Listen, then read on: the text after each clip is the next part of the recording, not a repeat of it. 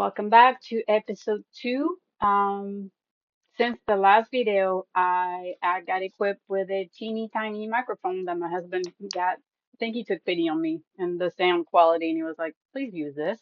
So here we go. As I said many times before to anybody, I'm not a videographer. I am a photographer. I don't do videos. This is doing it with my laptop and the program in the laptop and my teeny little ring light over there. So this is what we're going for. But after the last episode, I mean the first episode, some people have reached out and had a lot of questions about when we found out, how we found out, what does it feel like, what happens. So I wrote down and I have a little spreadsheet that I'll put up here somewhere. We found out through a blood work in May of 2022. At the time, I was going through some feminine stuff that I need an operation for. So we got my blood work done. My creatinine was high, but my kidneys were at 21% of their function, so not great. And nobody really knew why. Um, mine when they referred me to a nephrologist, the nephrologist said it's an event. Couldn't explain more than that, and I was like, what event? Infection, NSAIDs, like Advil, time, things like that. That was taking too much of those at the time, maybe. The thing is, at that time, I was going through menopause at 47, 48, and my body was completely going crazy. And I didn't even know I was going through menopause. That was the whole thing is I went through menopause, didn't even know it. When I got tested for hormones and all that stuff, the doctor said, "Yep, you went through menopause. You're done." I was like, "What? I'm only 48, 47. What? What?"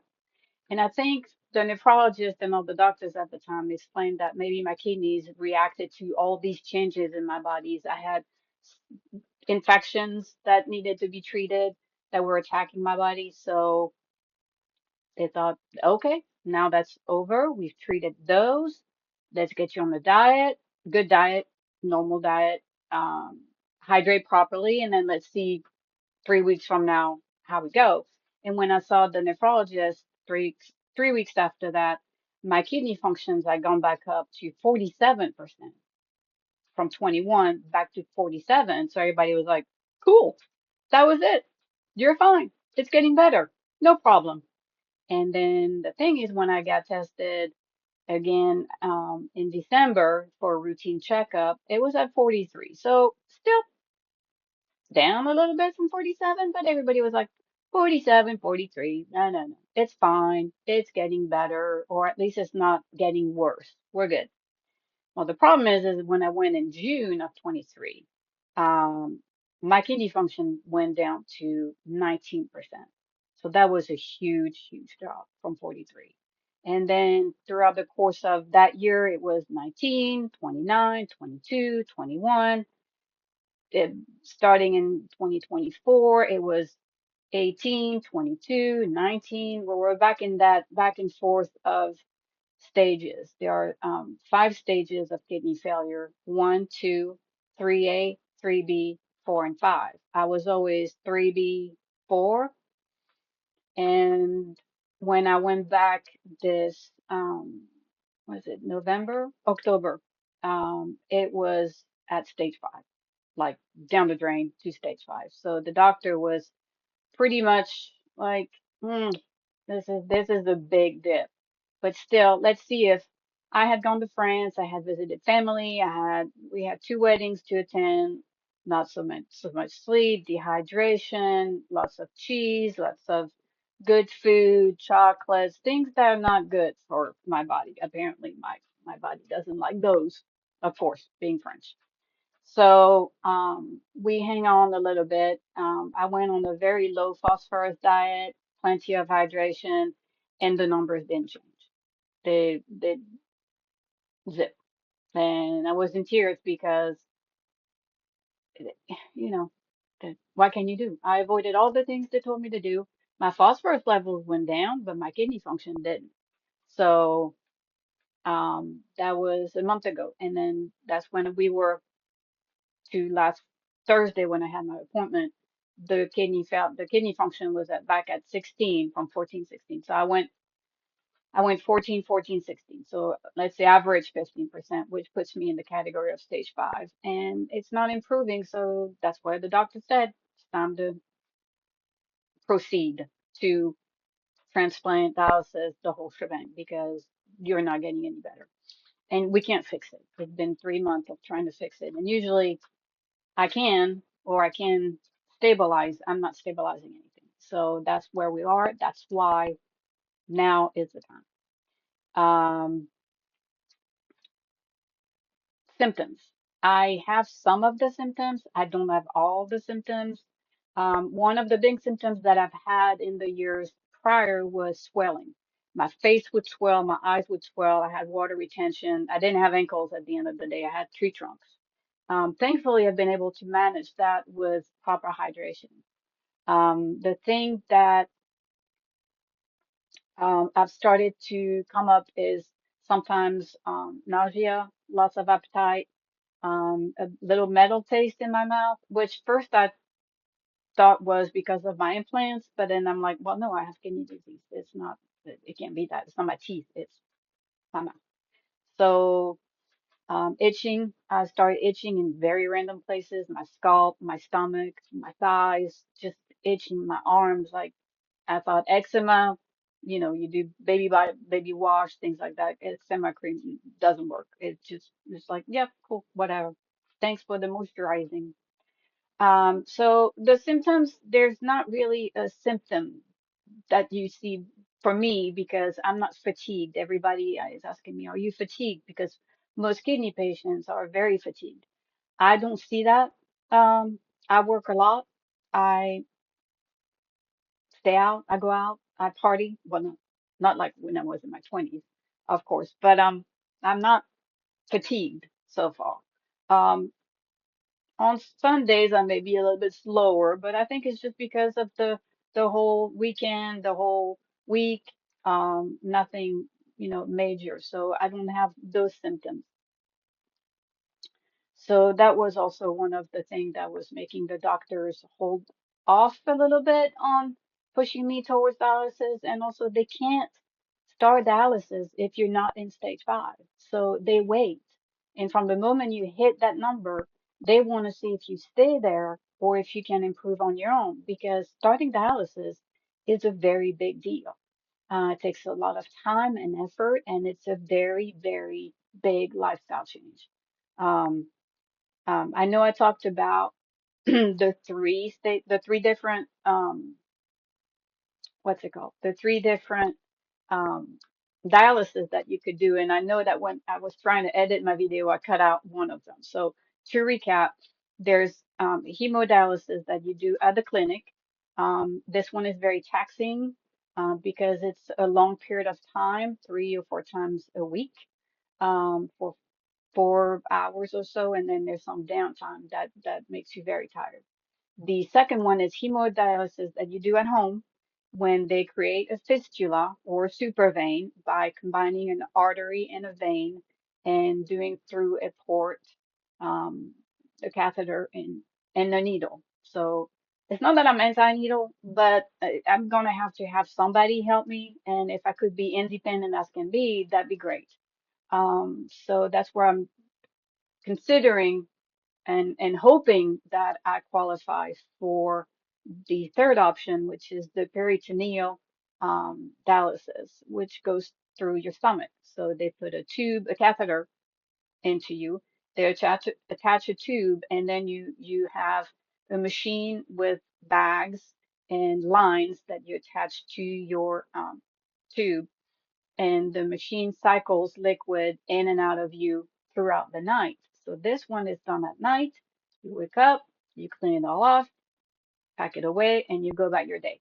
Which for people in my age and with my level of activity, working and all that, their nurse are considering and hoping that once we start the process, I can go for that one.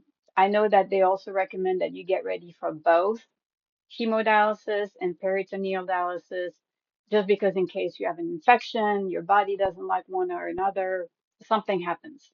who knows? When you have kidney disease, a lot of things can happen, and if you're more prone, your autoimmune system is down, so you're more prone to infection. So that's also is gonna, if I do that one, it's gonna, or any dialysis, it's gonna have um, that's going to require us to change our lifestyle. We're going to have to be in a very sterile environment when I do the connections. We're going to have to make sure that I get adequate sleep because it's 8 hours.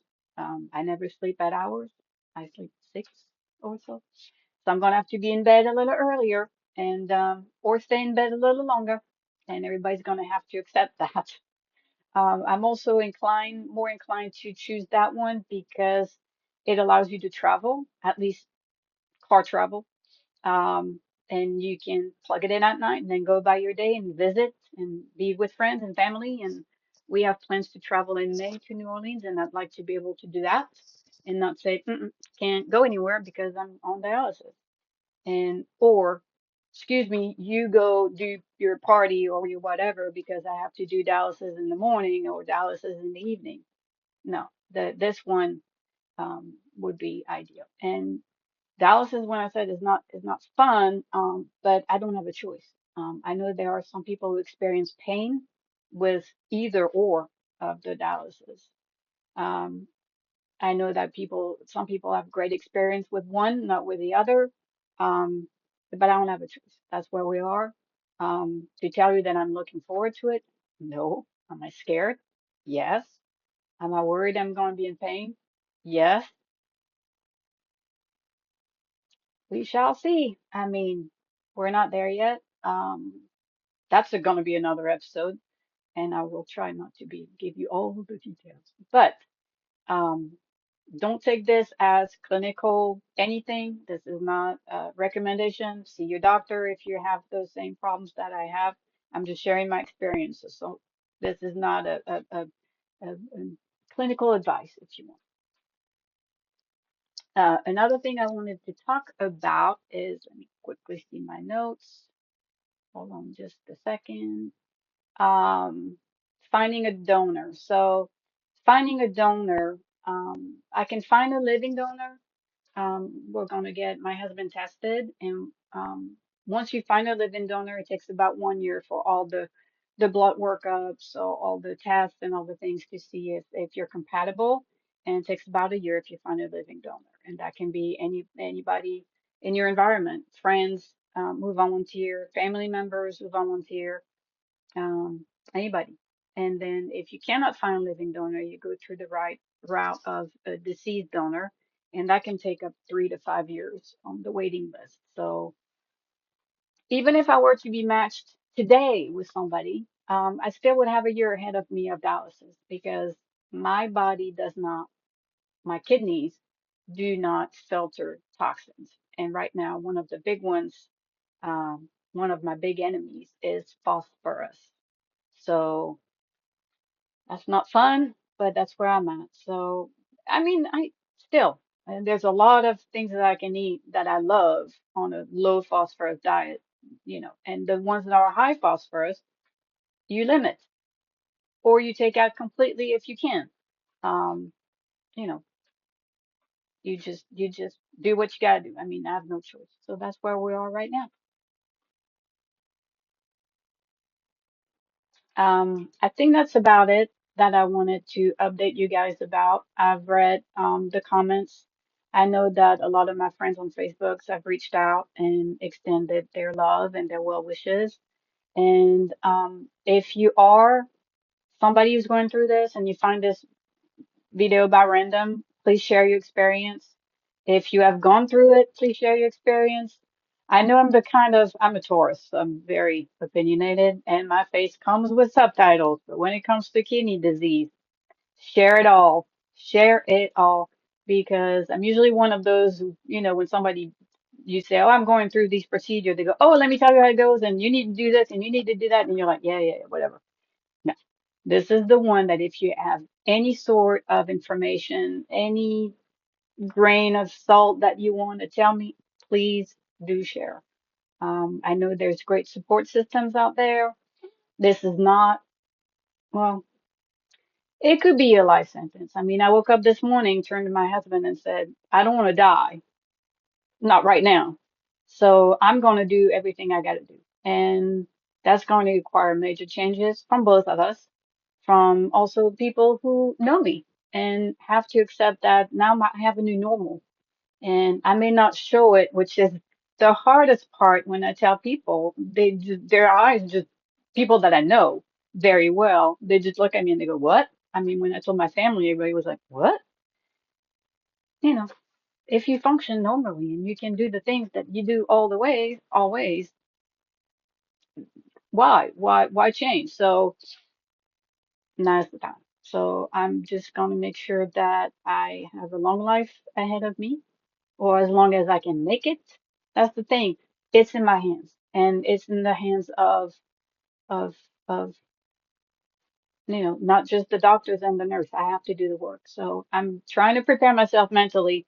I've seen so many videos in the last 4 days about all the different kinds of dialysis, from nurses, from doctors, from patients, from survivors, from I've watched videos of donors and families and all the experiences that I can just immerse myself with and try to be as knowledgeable as I can about, knowing that I don't know what it's going to be for me. So it's going to be one day at a time. I'll update you. This is where we are. We're on, this is Monday, December 15th. Mom is coming in a few hours. So, I'm still getting the house ready. That's where we are. And we've got to look forward to Christmas and the New Year's. And hopefully we'll start the process soon. So I'll keep you updated. Thank you for coming back. And thank you for subscribing if you've subscribed. And if you have not, please do so. All right. Talk to you later.